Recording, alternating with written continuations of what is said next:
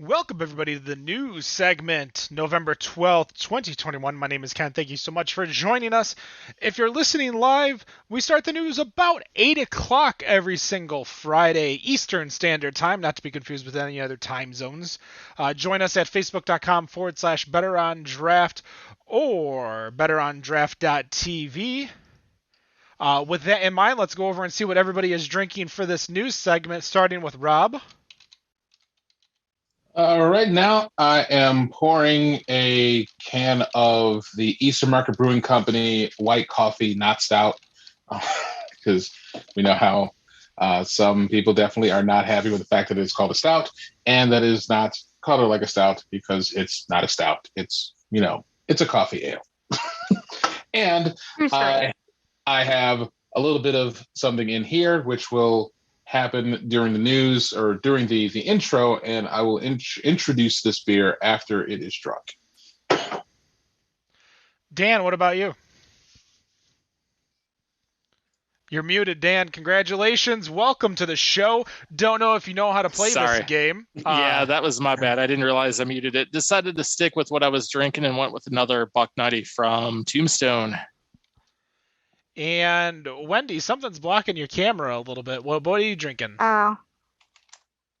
There you go. I have finished the IPA almost and have decided to open this fruit camp from WildWorks. It is their orange pineapple kiwi, and let me tell you, it tastes just like a mimosa. It's so nice. Delicious.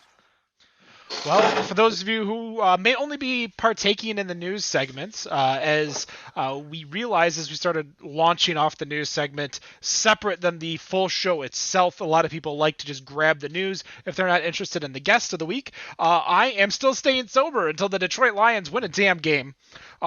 This is where usually Dan comes in and says, well, they could win this week. Well, you know what? They didn't lose this past week. So hold on a second. We didn't talk about that. That is true. They did not lose, but they did not win. And the whole thing was to win a game. So who do they even play next? Pittsburgh. Oh, you already know. Oh, gee. No, I didn't. I haven't looked at the schedule. Oh, fuck.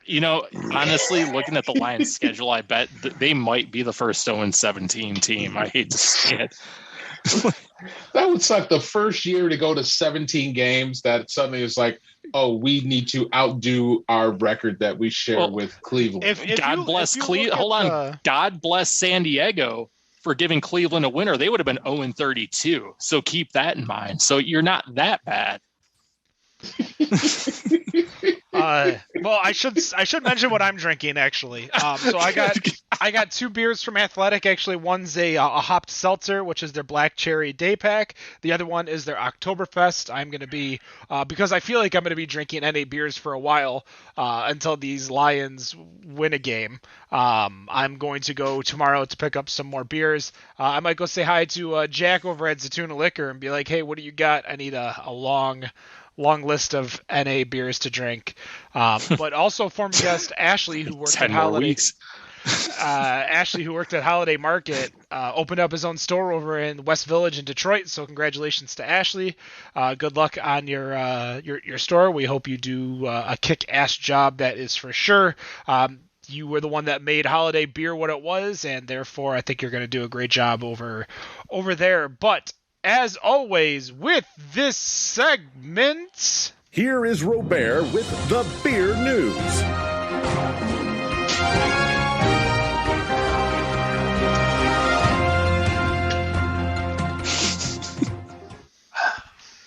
Rob. Whew. Yes. What was that? So that was straight brewed and I guess bottled on July 10th, 2015. So July 10th, 2015 was the day I turned 29. Are you admitting you're old now?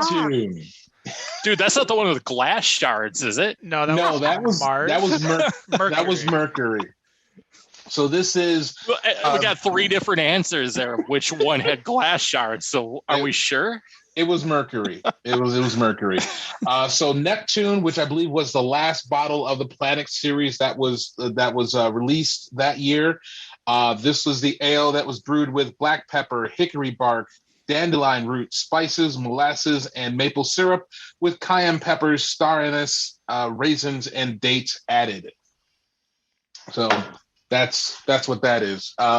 Clocks in. I forget how much this clocks in at well, I guess at the time 9%.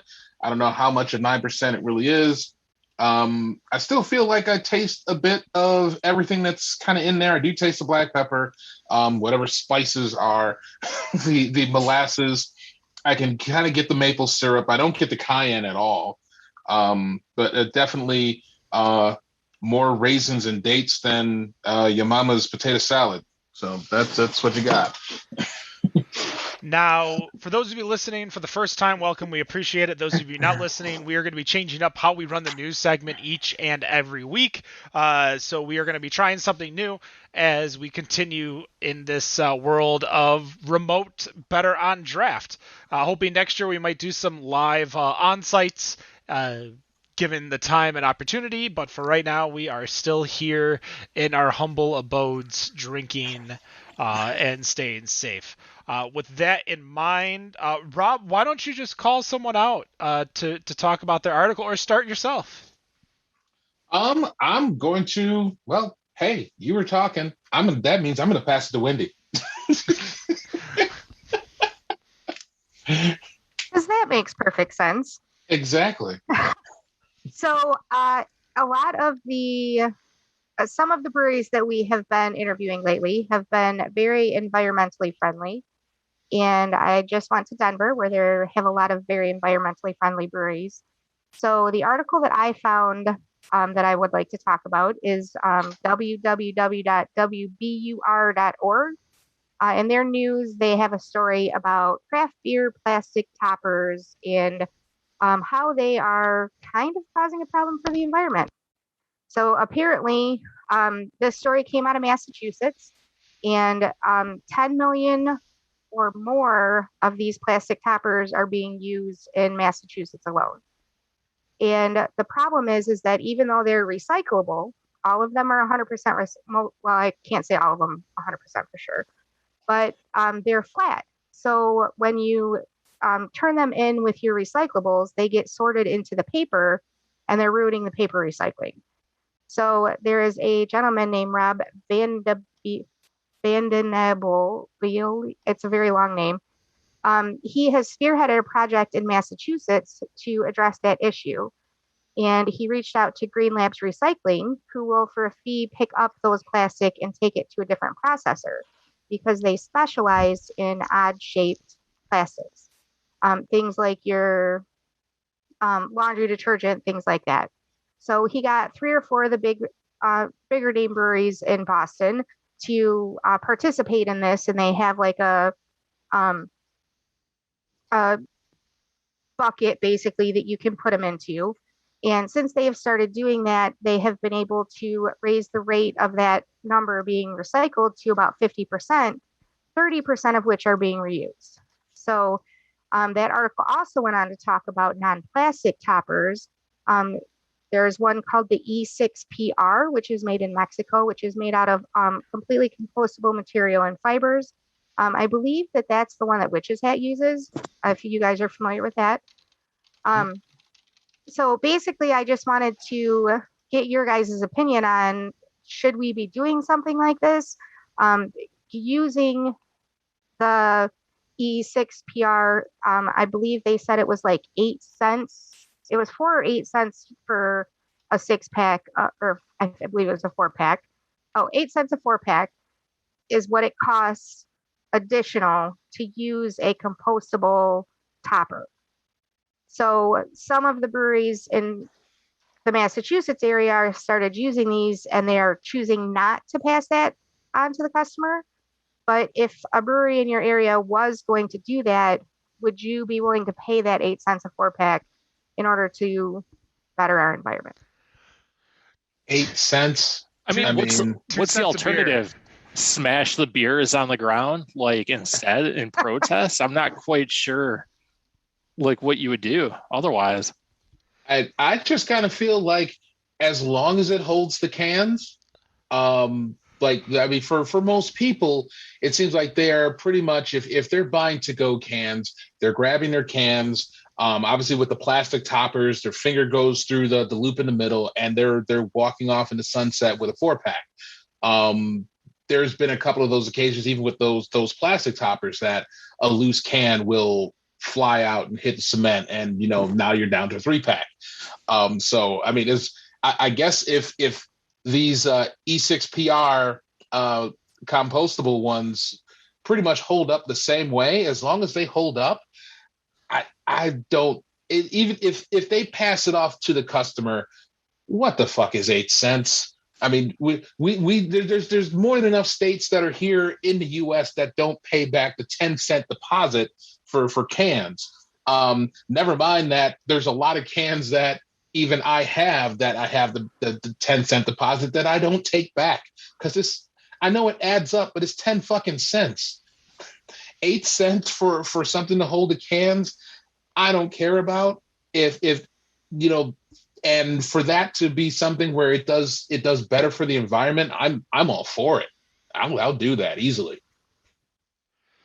I don't know Rob, if you guys can see over my left shoulder, screen right, but left shoulder right about up here. If you're looking at the video, I can't figure it out. There we go. Yeah. That's a whole stack of 6-pack holders, 4-pack holders. I can't figure this out. I would be terrible at trying to do a mirror. You'd be a bad weather-man. Oh, I like would be on the horrible. news. You'd be absolutely terrible. As you can see right here is not anything that I'm looking at.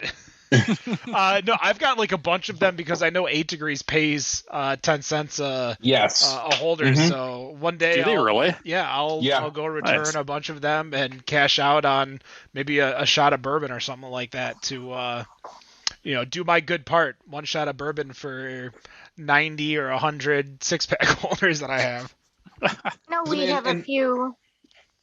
Go ahead. We have a few breweries here in the craft beer wasteland and surrounding areas that will take your recyclables so that they can reuse them. I do that rather than throw them away or try to recycle them. I just think it's better for them to be able to reuse them. Yeah, I like the program that 8 Degrees Plato has, because they're one of the few beer stores that allows you to just take a single can from the 4-packs or the 6-packs and just enjoy that one can, because you never know what you're getting into. You don't want to buy a 6-pack or a 4-pack, drop 20 to $30, and suddenly it's just something you don't like. So there is always that thing at 8 Degrees where it seems like it's every 3, maybe 4 months that Tim over there will post up, hey, we're looking for some 4-pack holders, and 10 cents a piece. And you get to pretty much like in real time watch those toppers get reused right then and there. Now hopefully there is some endpoint. Maybe they come back, maybe they are gotten rid of, but I guess going back to the compostable ones, that hopefully we can get to some point where those kind of take over for the market, if those are going to be sustainable for just holding the beer, because we've already gotten through, hopefully, the whole issue with sea animals getting wrapped up in those plastic 6-pack holders that we've been Think about trying the to get penguins and the turtles. familiar with that. Trying to get away from that. I was the girl in the 80s cutting those rings up before I put them in the garbage. I worked at a 7-Eleven, and the owner got so mad because I would take time to cut those rings up. I'm like, I'm not going to kill all those ducks and birds. But my question is, I guess, do you feel like it's important for the breweries to try to be sustainable? Because I know I have definitely tried to support the breweries that I know are sustainable in that way, and making an effort towards that a little bit more in my recent old age. I mean, don't we have enough breweries that are already trying to be zero carbon footprint, and all. I tend to forget like the terms for it, but we've got here in Michigan with Brewery Vivant, who is, trying to do like zero carbon waste. And we just had Summit Brewing on last week, who is, trying to make green beer. So if you're trying to make beer and trying to make it in a way that you're trying to save the environment, why the hell not make something that holds your beer do the same damn thing? You turned it around there at the end. I was a little concerned when you started out. I was like, well, isn't there enough people that do it? Why do I have to? No. I mean, we can afford a few breweries that are like, what the fuck? Like, who cares? We got enough other guys doing this. I'm going to put it in this can that you can't ever throw away. I mean, if you want to get to real talk, volcanoes put more greenhouse gases into the atmosphere than we all do combined. So it doesn't really matter if one or two are just like, who gives a shit? So yeah, I just don't want it to be that one thing where that's the one thing that they do, and it just do nothing but plume black smoke out of their stacks while they're making at the brewery, like it's 1890 at the old factory, right? And suddenly Dick Van Dyke shows up to clean out the stacks. Just who knows? All right. I guess with that, I'm going to pass that. Dan, you want to go through your article here? Yeah, so I wanted to talk about this because this is a fad that's really kind of starting to bother me. It started back in the day. There were a few that did this, but the recent trend of all these bands that are deciding to get into the beer or spirits game, it's really turned into everyone you can ever think of in life is now out there, producing a beer, producing a spirit. Most of them aren't even doing it. They're just slapping their name on someone with some brewery they decided to work with, though a few of them are. I mean, as far as, you got Iron Maiden, you've got the Deftones, you got a few bands that are actually getting into it. Do you think this is a fad that these bands are getting into as far as doing this, just trying to get their name out there, or is this a legitimate revenue stream for these bands moving forward? I mean, would you buy a beer because it has a band's name or something they had their hand in? And number two, is this a sustainable type of stream as far as revenue goes for these in this industry, I guess? I mean, there are a lot of people that bought badass beer because it was Kid Rock's beer. Yeah.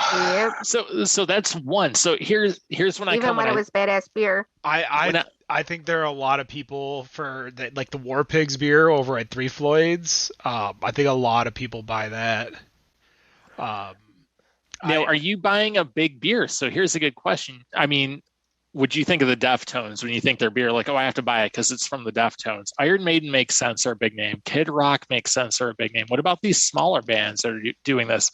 Are you going out of your way to buy like a whiskey that Scott Ian just pulled the bung on from the barrel so they could bottle it when he had nothing else to do with it? No. I mean, if you're a fan. I mean, I guess if you're a big enough fan, I mean, and to what Dan's saying about, some of the other bands that have done that. I mean, granted, Trooper is a damn good beer. It's a good, nice beer, and the fact that probably one of the widest distributed ESBs in the U.S. if you think about it. Yeah.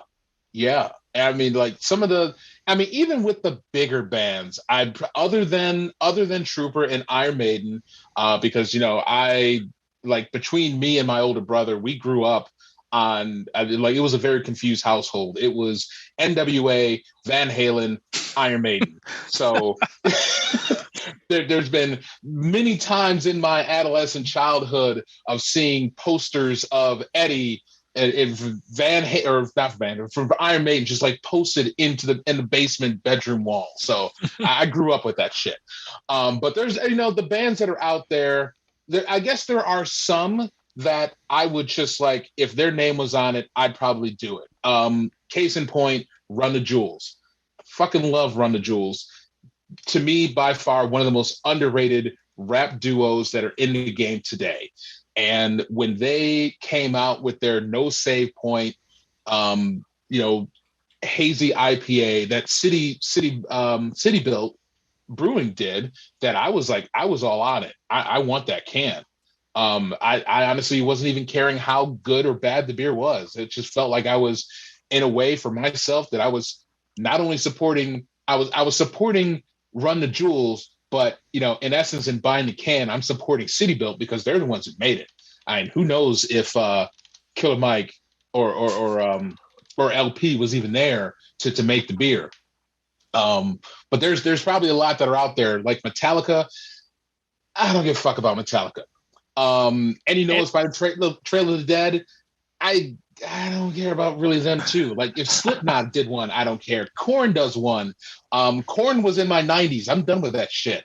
I'm not caring about Korn. There could be a band, like if you could figure out a way to tie a beer or a beverage to a tour or something like that, that's going to be like at the tour exclusive. Yeah, like if it might be a beer style that I like or don't like, but if I'm going to see, say, I had tickets to go see, but I missed the show, like Benny Benassi, and he, created and crafted a beer to go with his set for his tour, and he brought the beer, and every place you go, you could buy the beer on draft or in can or something like that. That would be fun. If it's just sitting on the shelf or something like that, like I'm not really too keen on, like, personally, I'm not too, oh my gosh, like my favorite band, you guys know, is Bare Naked Ladies. If they come up with like some Canadian lager, all day. But, I've seen them way too many times in concert. I would do it for sure. But here's the thing though, is that I also am one who went to Canada to buy puppers from the TV show Letterkenny. So I don't know. I'll talk myself in and out of it 100 times, but it doesn't really matter to me if the person involved is actually involved or just put their name on it. Whether it's not as crazy as like Aviation Gin, where like Ryan Reynolds does a bunch of promotion and talking with it, but I doubt he's in there, right, making the gin or crafting the gin itself. Same with fucking Snoop Dogg's got a wine, I think. Like, I don't think he's got a wine. Snoop Dogg's got a wine? Smashing Snoop Dogg's got, I forget what it's called. It's like 16 convict, or I can't remember what the 16 hell it is. convicts? I'd have to look it up. But then, there's Ciroc. There's Ciroc from was that Drake? I think that's Jay-Z's. Oh yeah, no, you're right. It is Jay-Z with the Ciroc, but is he still associated with that? You don't really think Ciroc and Jay-Z's got this vodka. But he's like major into like got his hands in a ton of different businesses. So it wouldn't surprise me if he is actually in there tasting it. He might be. He's not going to put his name on something that he doesn't want out there with his name on it. Right. And the funny thing is, Kanye is still telling he's worth more than Jay-Z is, which is the best part about it. Oh, the Snoop Dogg one. The Snoop Dogg one is called 19 Crimes. Oh, 19 Crimes. I like the Convicts name better. We should make a wine called that, like 16 Convicts. So, funny story. Slipknot does actually have a whiskey, and my friend and I talked about buying it, just because we are Slipknot fans, but. So a sucker for a gimmick. We've had this conversation before. If my favorite band puts out something, I'm going to go and buy it just because it has their name on it. I might not buy it again. You're the one that falls for that, right? I am. If we were talking about hook, line, and sinker, that's me. But I think though it's good for a revenue stream initially, but unless they do actually make sure it's a good product, it is not going to continue. People aren't going to continue to buy it. It's just going to be their fans that buy it, and they'll tell people it's good or it's not. Well, and I guess maybe that's the hustle. Maybe that's part of, just as many people have a side hustle that, their main job is producing music, and in making, some sort of money that, that goes to them, but then has to go to their agents, has to go to their lawyers, has to go to the record company, that, it's just another revenue stream. And let's be honest, those musicians haven't been out doing live shows for the last year and a half. How are they making money? Of course, we're seeing a rise in this kind of stuff. I mean, making, 10 to maybe 15 cents per stream on Spotify. I mean, I don't think they even make that much. No. Right. I know that's being real we're talking generous. fractions of cents here. Yeah, that's being real generous. But yeah, I think the trend's going to stick around, and we're just going to see more and more like wines and whiskeys and beers that are going to just be out there that are going to have those names on it. Just know that I'm not buying cans of Budweiser with Big Sean's fucking face on it. I was just going to bring that up. I was going to ask if is that still a thing? I mean, Budweiser is trying to do their thing with local acts between, and there's not only that, but then of course you've seen the ads where musical artists and celebrities have been having their own meals at McDonald's. And I was just going to say the old Travis Scott, BTK5, whatever that group is. It's their the same. Sauces are amazing, though. I want them to bring those back. They need to have those full time. It's the same damn nuggets. It's the same damn nuggets. It's the same nuggets. It was a different sauce, and I was willing to buy it, even though I couldn't care less about that band. But that sauce was amazing. It's like that Szechuan sauce from Mulan, but it's those same damn nuggets with those same 4 shapes. But I got 3 daughters in this house who love K-pop, and every time we're going to McDonald's, they wanted that BTS meal. So, I'm not going to lie. I went to McDonald's way more than I should have when that meal was out. So it's just proof that shit works. So why not translate that into beer and alcohol? I guess we just have to pay attention to see how these products get. Hopefully you will get better. I'm going to pass it on to you, Ken, onto your little article that you've got here. Oh, geez. I don't know if you guys are ready for this. We've talked about it before, and with a lot of we talked about ghost kitchens. We talked about the Great Resignation. We've talked about so many things, and the title of my topic is removing service from the service industry. As self-serve beer and wine walls are gaining traction within the industry, this will allow you to use a key fob to basically pour your own beer or pour your own wine, take different samples, so you basically get a price, and you get a price per ounce. For wine or beer, so you don't need to get a full pint or anything like that. You're also basically paying for your own waste too, so if you pour shitty and there's a lot of foam, you're going to be paying for your own waste as well. So with that in mind, as we kind of talked about gimmicks at bars and restaurants that have had these before, but as restaurants look to cut even more corners to increase profitability, will we begin to see more of these?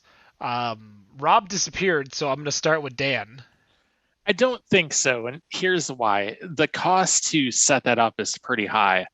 I don't know about out there. We had one bar out here that started it, had it for a while, but they went under.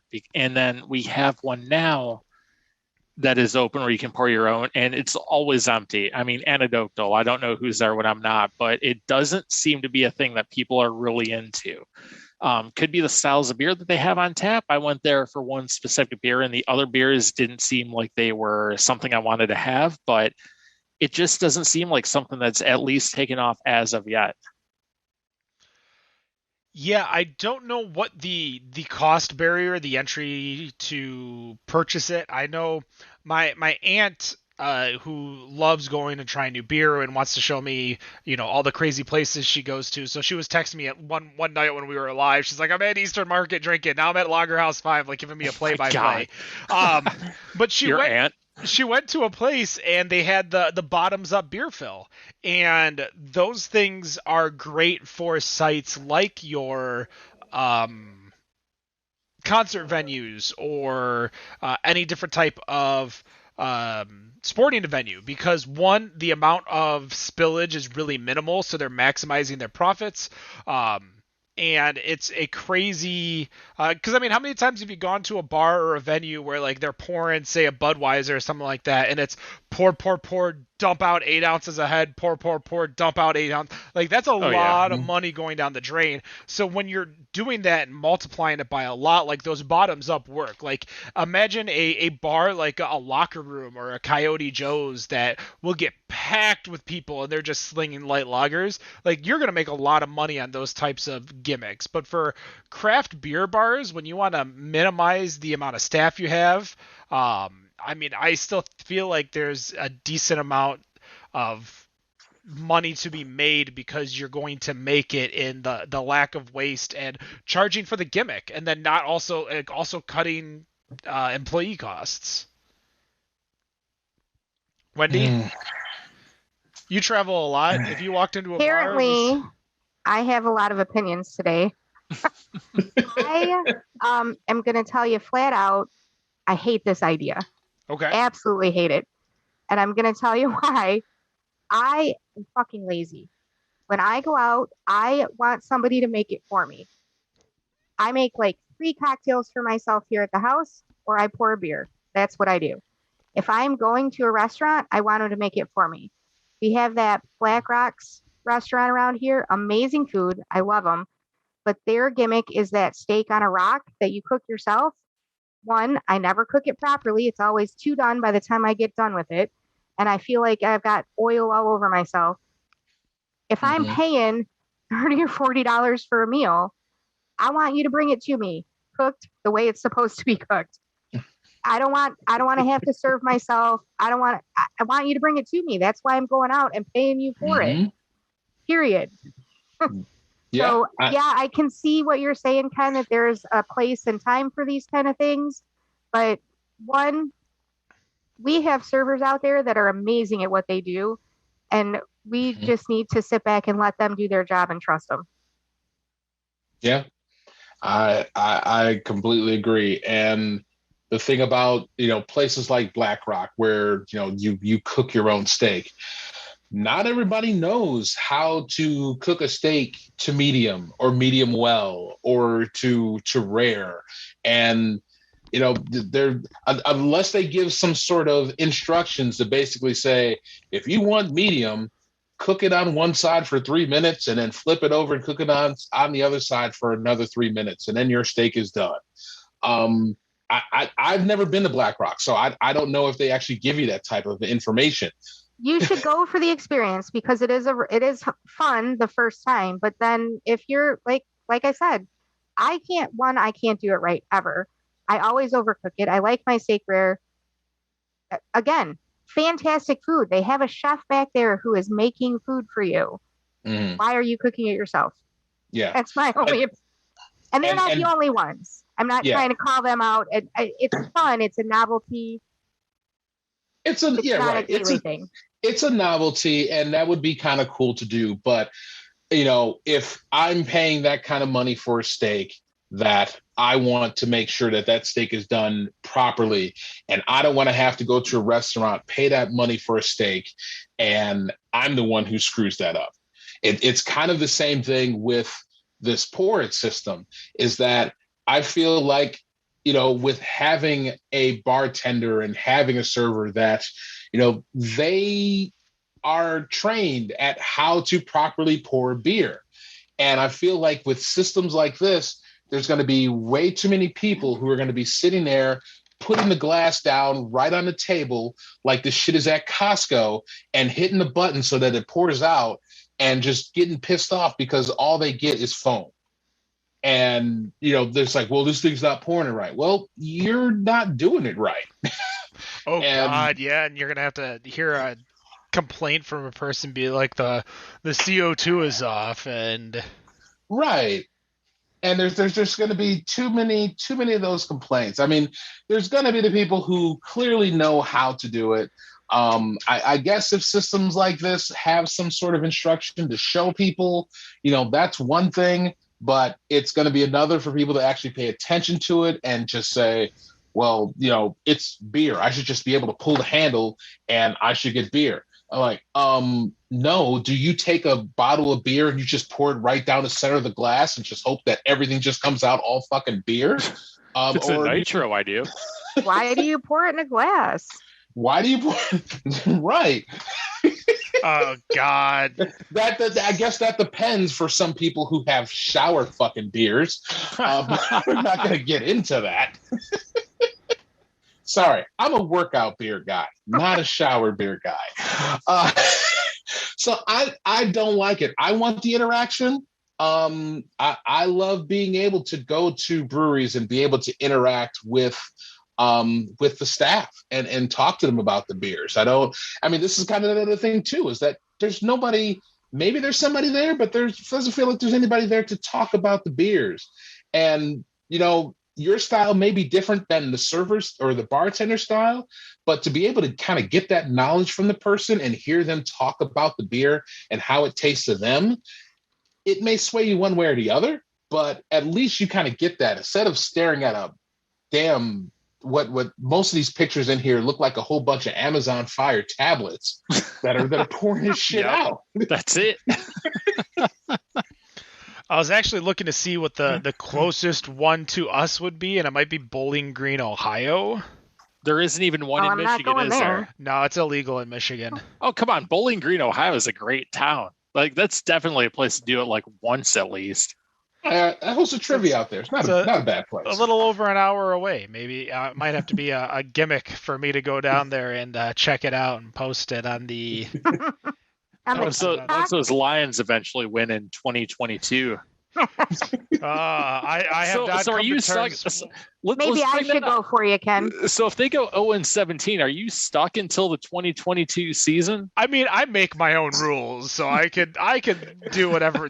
Maybe all I say, if they go 0-17, you know what they won? They just won the number 1 draft pick. That's a good point. So they won the game of winning the draft pick. I don't know.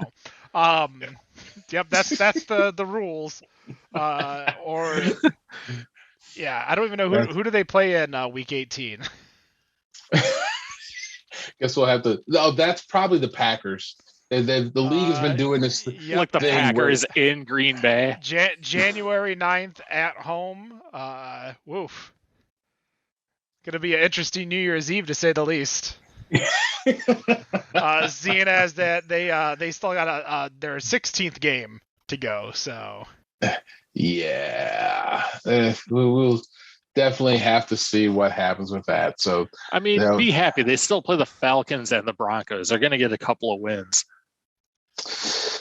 I don't know. Broncos will look pretty good. Falcons will look somewhat decent. And those may be their only winnable games left. I mean, the Browns are going to punch him in the nose. The Cardinals are going to kick him in the dicks. So, I mean, maybe the Vikings. Maybe they can beat the Vikings.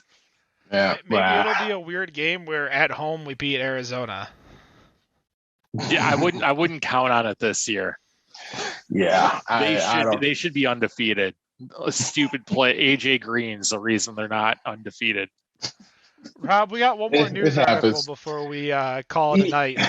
Yep. So I'm going to go through mine here, which some interesting information and some stuff that's going on around the Nashville, Tennessee area, and that they are making some changes or potential changes that may happen in terms of alcohol. So they've got coming up on this beginning December 1st, that the possession and consumption of alcohol is going to be banned on open air party vehicles. So there's this big regulation bill that was passed last month that is going to ban alcohol. And the bill also instituted some safety standards and requires party vehicle operators to be licensed by the Metro Transportation Licensing Commission. So there is this potential of what they're talking about doing is making a change to the ban so that people will be allowed to bring their own beer, provided they have a permit, to bring that onto these open air party vehicles, aka, I guess for those of us here in the Detroit area, something like a pedal pub, I guess if you're going out to, I don't know if there's really any type of like open air, like I don't want to call them metro cars, but like the huge like limousine buses that transport people for bachelor and bachelorette party buses. So they're looking to make a change so that they can allow bring your own beer to be able to allow people to bring their own beer to these open air party vehicles and let that go through the end of the year. Maybe even possibly let that go into the next year. I'm a little kind of weirded out by them being able to try to do this to the end of the year because, it's still December. And last I checked, Tennessee, while it's considered the South, it certainly is fuck ain't South. That shit is cold. So I don't know what the hell open air party vehicles that are riding around in December anyway that is allowing this. But you know what? Go for it. I don't care. So basically they're trying to do this and put this forth, and I guess basically we'll see what happens with their council meetings and a vote that kind of goes through. But I guess I'm curious with you guys on this, and that, with Detroit here, we've got the pedal pubs for the most part, which for those of us who drive in the city and go downtown, while I understand that you have this business and you're making money off this business and, more power to you, but you're the most annoying thing to try and pass on the road. It sucks. I'm all for it. You're a party pooper, man. I'm not a party pooper. I'm the one honking behind him. I want to be able to at least I wanted to at least be able to drive the residential speed limit when I'm driving down downtown roads and have to not deal with a pedal pub. But again, I love the business model. You're making money off of it. You're running a hustle on. That's great. But while some of us have I guess I'm trying to think of expanding this idea. Some of us, myself included, allegedly, have brought outside beer into breweries and bars. There's a share that me and a bunch of other people have done where we've all brought in outside beer, and yeah, that's illegal. But there's really no one that's going to be running around from bar to bar just enforcing it.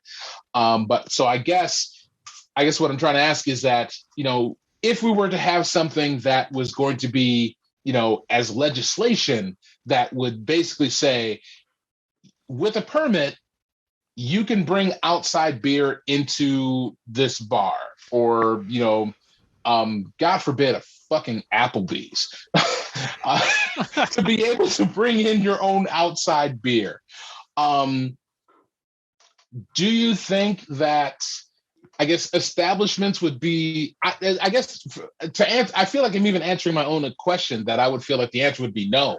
But would you think that establishments would be okay with allowing people to do that? I guess even if for the sake to have them come in for the business of food or whatever else that's going on, that you allow these people to bring in your own beer. BYOB Applebee's, BYOB Chili's. I don't know. Ooh, pick me. Aren't there places in the South that allow you to bring your own liquor because they don't serve it there? I don't know. Man, I have no business being in the South, so I don't know. Fair enough. Cabarets allow you to bring your own liquor. I feel like it's a thing, yeah. You can bring your own liquor. So he's got 3 different questions that he just put in there. I'm totally gonna pull on our pal from Summit there and be like, featuring the Wendy show. You just pulled 4 different questions out of that thing. So first of all, you were talking about the fact that they want to have licenses for them to be able to bring beer onto party pubs. Onto pedal pubs, open air vehicles, which is open air vehicle. A pedal pub, let's be honest. That's the only open air vehicle we got right now. Right. So I think that's a great moneymaker for the city. Of course, they're going to want to regulate it. I'm surprised they don't have a license for them to have liquor on it in the first place. How did they even get a license to do a pedal pub? That's my question. That's a good question. I mean, that's the whole business model of a pedal pub, is that you're drinking beer or whatever while you're pedaling. So I don't know how that wasn't licensed in the first place, how they got it approved by the city. Mm-hmm. So, I mean, it's a great way for the city to make more money, is to charge them extra to be able to do that. For a local business, though, I don't think I would want to have people bring their own alcohol in unless I'm unable to get my own liquor license. I would want for private business like the ability to have a private party that you can bring in your own alcohol and not have to worry about, like, if I'm a brewery and I'm hosting a private event, like I would want them to be able to bring in their own vodka or something like that, or be able to instead of having, or get the ability of a 1-day license, even, because I doubt you could probably even get a 1-day license with the brewery license that you have. I'm going to be honest, and this is going to sound like the weirdest thing ever, but there is a law that's kind of around here that we need to address and change, and that is the fact of bringing in food at places that serve alcohol, that you can't bring in food. And when I say this, I mean like a bowling alley, because you can't bring in food at a bowling alley. And Jesus, let them bring in a fucking cake. Like, it is the dumbest fucking law ever. Like, Right. the actual bowling alley itself doesn't want to have to go fucking buy a cake from Gordon Foods to serve you. As much as they can upcharge it, they ain't got fucking time for that. Like, Gordon Foods has cake? I don't know. I just assumed they had a bakery section, so they could probably have. I like, need to go shopping. But again, they're not going to be able to get a happy birthday Samuel cake, or you're a real strike. Is that why most bowling alleys have a caterer working out of them? Yeah. That makes sense now. Yeah, So it's you all, can't bring in your own food? You Like, cannot- here are your French fries that are fucking cold? Yeah, You can't bring your own food in? You cannot bring your own food in, and that includes like snacks or sodas. Like, you can't bring in a soda off the street. Like, I see that fucking bag of Doritos. Like, it better be in the garbage when I come back, or I'm calling the cops. Like, I mean, well, here's the thing is that it's not calling the cops if someone from the MLCC decides to walk in and they're having a shitty day because they just bowled a 99 in their league. They're gonna be like, oh, here's you not having your alcohol. You just lost your alcohol license for a week. Does that mean 99 is not good? If you're a league bowler, probably not. you I'm got a just kidding. monster handicap, though, so it's pretty good. I mean, I'm just assuming the person who shot it was not supposed to normally shoot a 99. I got an A in my bowling class in college because I went from like a 50 to a 99 before I failed my first Greg? bowling class because of something like that. Yeah, you have to start out bad and improve. That's Yeah, the one way to get a grade. I didn't know that. I fucking shot a 750, I think 740. No, you just throw the ball in the gutter, Ken. What the Yeah, I didn't realize that. I thought we were just kind of, establishing where. Yeah, the second time I took the class, I sandbagged the shit out of that first week. That's for sure. I think it's hilarious that you took it a second time. Well, it's because I failed. I get why, because you feel that you got to get a better grade. I failed, legit failed the final, and I'm like, I am not leaving this school with it was a B minus by the end of it because of the final. Bowling. Yeah, like 100% on everything, and then the final I failed, and I'm like, oh well. To be fair, I don't think our instructor told us that that's what we were doing those first 2 games we bowled either. That's mine didn't until after, and I spent the entire time pleading with him as well as the dean of I think it's health and nutrition or whatever, that all the physical education classes fall under, and I'm like, come on, like, let's be I'm pulling up PBA averages, and I'm like, I bowled out of my mind for 1 week, and you expect me, because you needed to raise your average by 20 pins. And, Oh, Jesus. which, if you're just a casual bowler, 20 pins is nothing. That's 2 marks. That's 2 spares. Yeah. I'm like, yeah, 20 pins is an 8-10. I'm like, I ain't going to shoot an 8-10 on command. Nice. Can I do 4 games? Maybe I'll hit it then. Right. Shake hands with the lane is not going to help you. We got time for one more. We're going to wrap it up. We're going to wrap it up because we hit all All right. 4 of our articles. Cool. And we're going to do some King of the Hill. You can watch the King of the Hill. If you're not watching us live, you can watch King of the Hill over on our Instagram videos. Go check it out. That's going to do it. Better on Draft the News, November 12th, 2021. No matter what you think of your beer, we think it's Better on Draft. Have a good night. Thanks, y'all.